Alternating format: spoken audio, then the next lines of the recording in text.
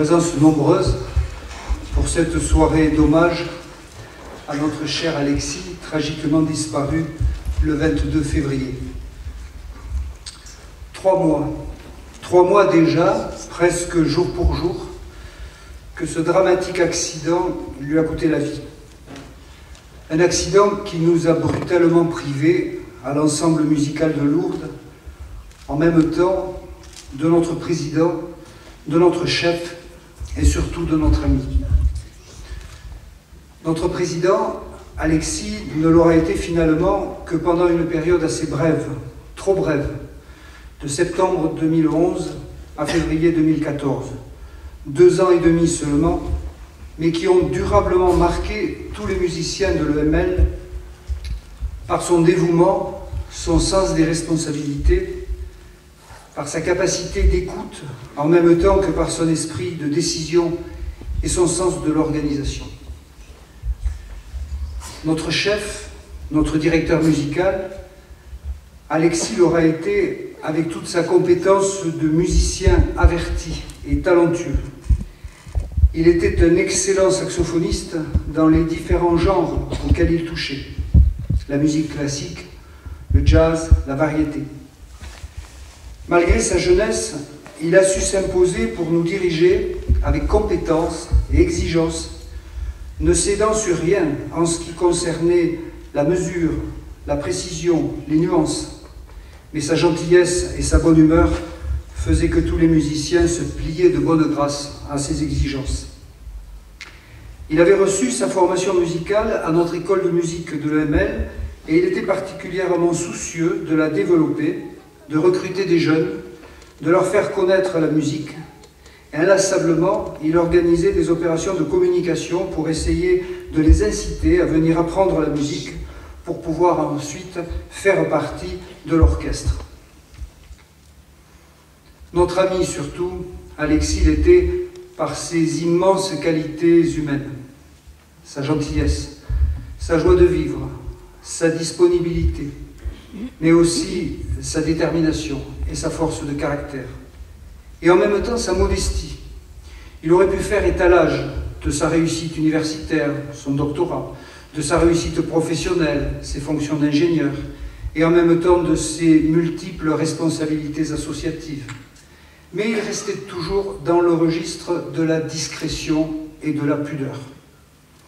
Enfin, il nous a présenté Camille, qui est devenue notre amie, et tous les deux, ils nous ont fait l'amitié de nous faire partager leur bonheur en nous conviant à leur mariage dans la région nantaise. Voilà, c'est tout ça qu'en un instant nous avons perdu. Et c'est à toutes ces richesses que nous voulons rendre hommage ce soir, plutôt à celui qui les portait en lui. Et cet hommage, nous voulons lui rendre tous ensemble, avec vous tous, sa famille, ses amis, ses proches, avec la conviction très forte que tout cela n'est pas perdu, que tout ce qu'Alexis nous a apporté reste vivant, vivant dans nos souvenirs, vivant dans nos cœurs. Alexis est avec nous ce soir, présent d'une manière mystérieuse que chacun ressentira et interprétera à sa manière, mais présent. Permettez-moi de revenir un instant sur ces dramatiques journées, l'accident, les jours qui ont suivi, les obsèques. Comme tous ici ce soir, nous étions à l'EML sous le choc, incrédules, refusant de croire à l'incroyable, et en même temps révoltés et abattus. Et pourtant, il fallait réagir, il fallait faire face dans l'immédiat pour accompagner Alexis une dernière fois et entourer sa famille avec ce qui nous rassemble, la musique. Et puis pour la suite, il fallait repartir, il fallait surmonter le choc et continuer à faire vivre l'EML. Je voudrais remercier ce soir, au nom de tous les musiciens, tous ceux qui nous ont aidés et qui nous ont soutenus dans ces moments très difficiles. Merci d'abord aux membres de la famille d'Alexis. Dans leur détresse, ils ont trouvé la force de penser à nous, de nous encourager à continuer. Et je me permets de citer le beau message qu'ils nous ont adressé pour nous remercier de notre participation musicale aux obsèques et de notre présence. Je les cite. « Dans notre immense détresse, vous avez contribué à notre apaisement, à nous aider à rester debout et à ne pas chercher Alexis parmi les morts. Continuez à jouer vos belles musiques qui nous rassemblent tous dans un immense et même cœur. Merci pour ces belles et fortes paroles. » Merci à Pascal Garde, ensuite. Pascal qui, sous le choc, comme nous tous, a trouvé la force de prendre en main l'organisation musicale des obsèques. Grâce à lui, nous avons pu faire que les plus grands accompagnent Alexis. Beethoven, Mozart, Handel, Bach.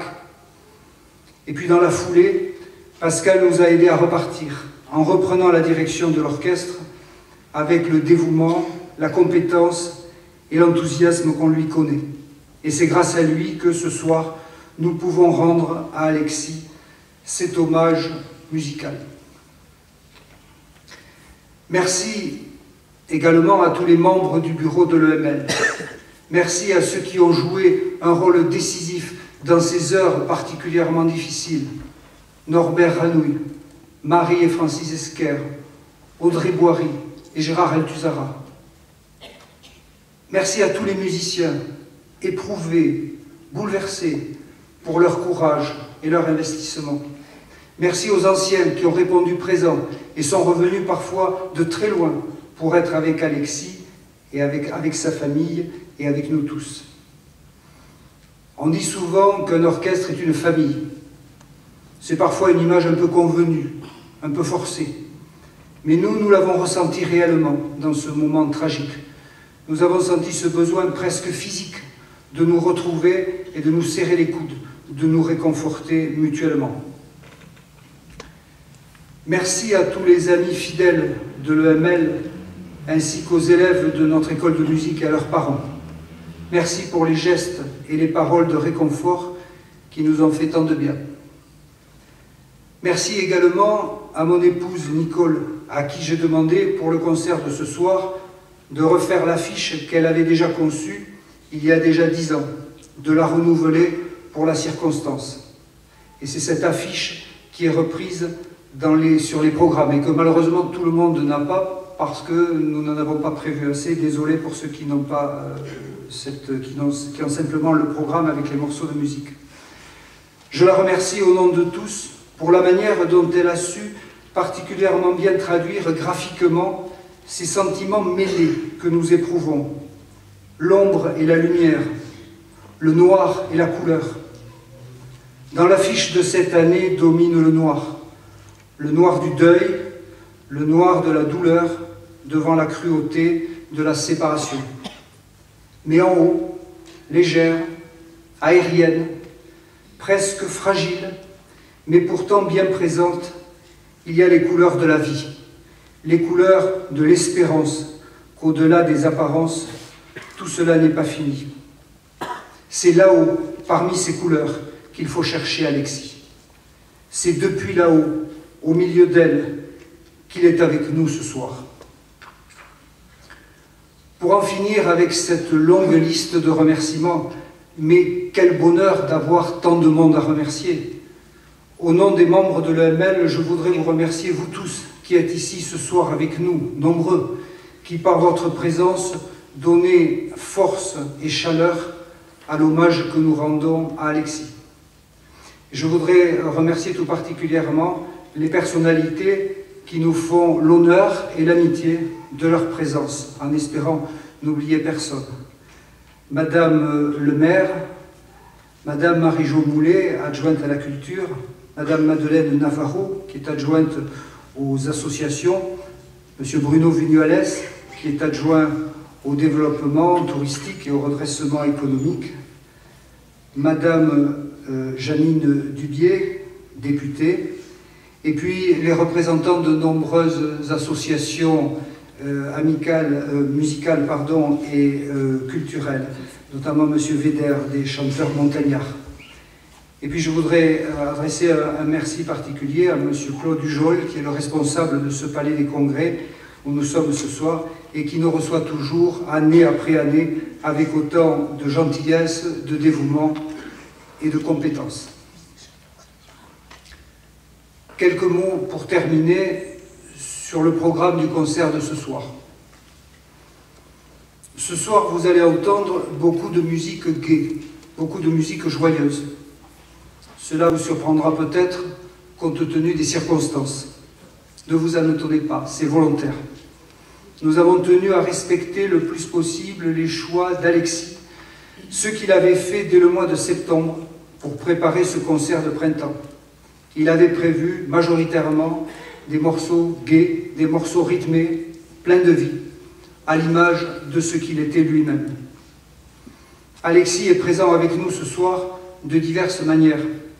Il l'est en particulier à travers ce programme qu'il avait composé et que nous avions déjà bien travaillé avec lui. À ces morceaux choisis par Alexis, Pascal a ajouté au programme de ce soir 2 œuvres qui sont des monuments de la musique. Ils constituent en quelque sorte notre propre hommage musical. Ils expriment par la musique, mieux que ne peuvent le faire les mots, les sentiments que nous éprouvons. Le premier morceau, c'est l'ouverture d'Egmont. Un morceau dans lequel Beethoven exprime avec la fougue, la puissance et le lyrisme qui le caractérisent, sa révolte devant la mort, devant les drames de l'existence, mais aussi sa conviction que la vie et la liberté seront toujours les plus fortes. Lui qui, à l'âge de 30 ans à peine, a été frappé par le pire des maux pour un musicien, la surdité, et qui pourtant a su garder une vision lumineuse de la vie et de l'humanité. Et en cette veille d'élection européenne, comment ne pas évoquer, pour l'illustrer, son radieux hymne à la joie que les pays de l'Union européenne ont choisi comme hymne officiel. C'est ce mélange de sentiments, révolte et espoir que nous voulons exprimer à travers ce morceau. Le deuxième morceau que Pascal a choisi, c'est l'adagio du concerto pour clarinette de Mozart. Un morceau sublime qui exprime l'apaisement, la sérénité à laquelle nous aspirons tous face au drame de l'existence. Mieux, un morceau qui nous apporte la sérénité et l'apaisement, qui nous aide à tenir, à atteindre malgré tout une certaine paix intérieure. Message d'autant plus fort qu'il nous vient de quelqu'un qui, lui aussi, comme Beethoven, a été frappé par le malheur, par la détresse matérielle et physique, puisque Mozart a écrit cette page sublime peu de temps avant sa mort. Beethoven, Mozart, Pascal ne pouvait pas mieux choisir comme interprète pour parler à notre place et dire à Alexis combien il reste présent parmi nous. Voici donc ce concert dédié à Alexis, un concert pour Alexis, un concert avec Alexis. Je vous remercie.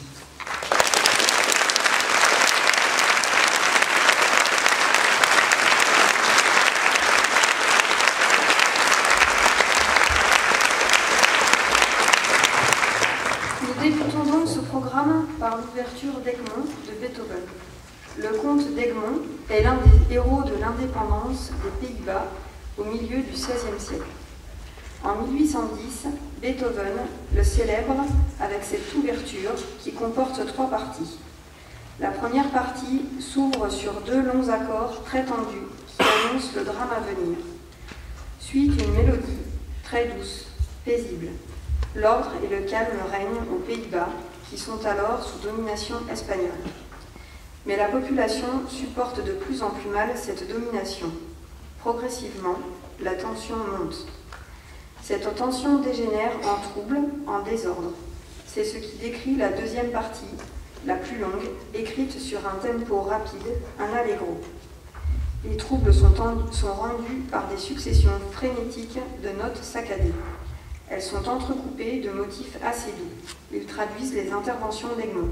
Ils tentent de s'imposer et de jouer un rôle de conciliateur entre la population et les troupes espagnoles.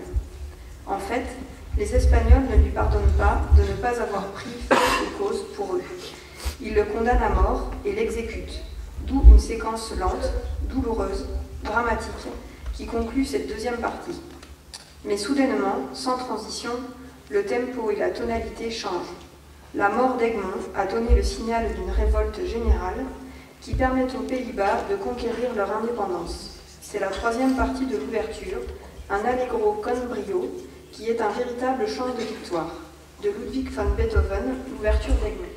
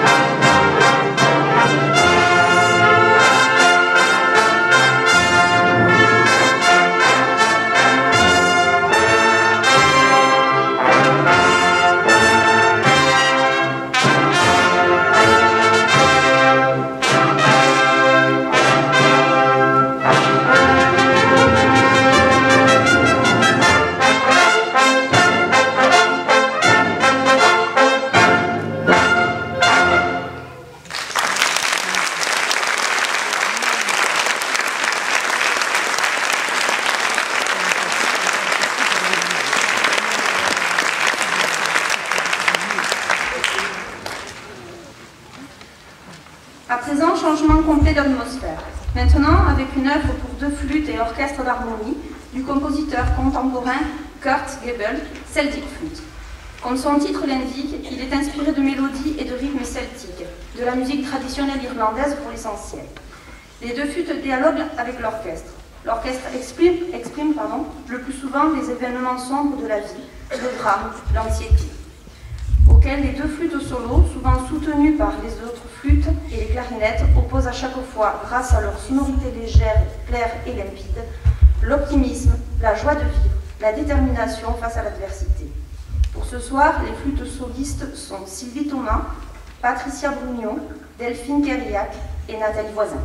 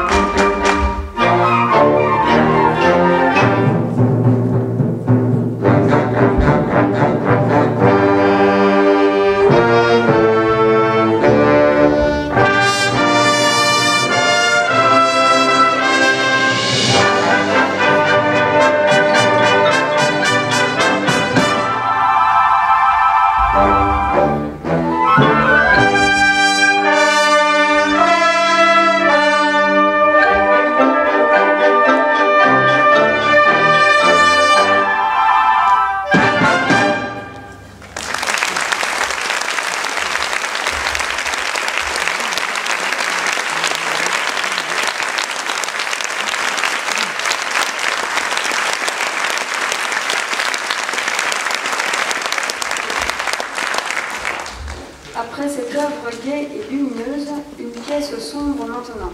Le début du Dies Irae du célèbre Requiem de Mozart, l'une de ses dernières œuvres. Dans une messe de Requiem, c'est-à-dire de funérailles, alternent des pièces lumineuses exprimant la confiance du croyant dans la miséricorde de Dieu et l'espérance de la vie éternelle, mais aussi des pièces angoissantes, traduisant la peur du châtiment divin. Pièces tellement sinistres, qu'elles ont été supprimées des célébrations actuelles. C'est en particulier le cas du Dies Irae, jour de colère, qui évoque le jour du jugement dernier. Mozart décrit ce jour de colère d'une manière qui annonce déjà l'exaltation de la musique romantique. Vous allez sentir une certaine parenté avec l'ouverture d'Egmont. L'angoisse de l'homme face à la colère divine est rendue par la rapidité du mouvement, c'est un allegro, qui est comme une fuite éperdue de l'homme devant le jugement divin. La succession de notes incisives, saccadées, agitées, qui traduisent sa peur. Tiré du Requiem de Mozart, le début Dies Irae.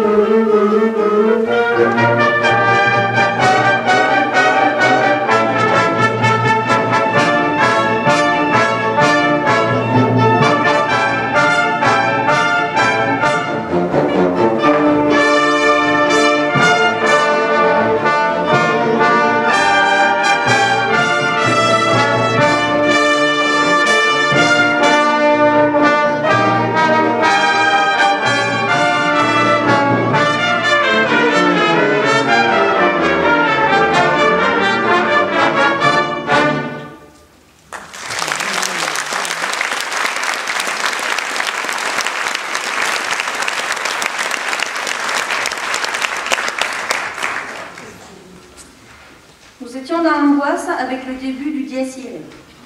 Voici l'apaisement et la sérénité avec le deuxième mouvement du concerto pour clarinette, toujours de Mozart. Mozart y exploite magnifiquement la riche palette sonore de la clarinette, depuis le registre le plus grave, aux sonorités chaudes et pleines, jusqu'au registre le plus aigu, au son aérien et délicat. Au milieu du mouvement est placée une cadence, c'est-à-dire un moment où l'orchestre cesse de jouer, pour laisser le chant entièrement libre au soliste, afin de lui permettre de donner toute la mesure de sa virtuosité et de sa sensibilité. À la clarinette ce soir, M. Bernard Ballas.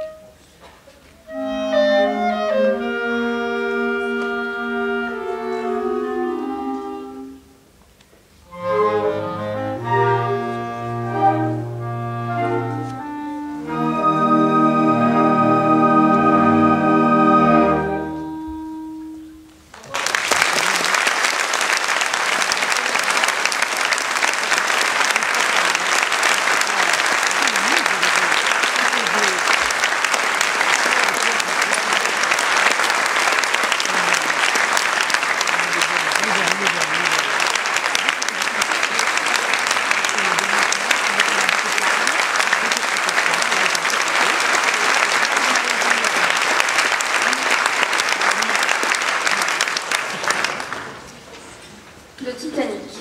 Tout le monde connaît les faits. Le naufrage du célèbre paquebot en 1912 lors de son voyage inaugural. Tout le monde connaît également le succès du film que James Cameron en a tiré en 1997.